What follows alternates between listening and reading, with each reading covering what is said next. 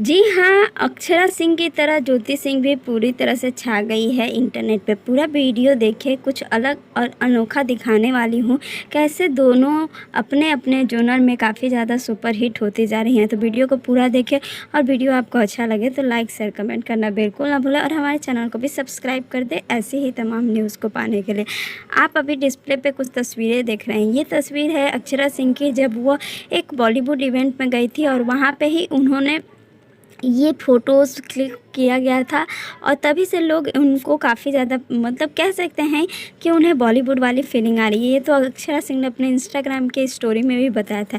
वहीं दूसरी तरफ ज्योति सिंह की भी कुछ तस्वीरें सोशल मीडिया पे काफ़ी ज़्यादा वायरल हो रही है, जिसमें उन्होंने ब्लू कलर का ड्रेस पहना हुआ है, गॉगल लगाए हुए और सोशल मीडिया पे पूरी तरह से छा गई हैं। एक नहीं, ज्योति सिंह की कई तस्वीरें सोशल मीडिया पे वायरल हो रही है, जो मैं आपको आगे दिखाने वाली हूँ।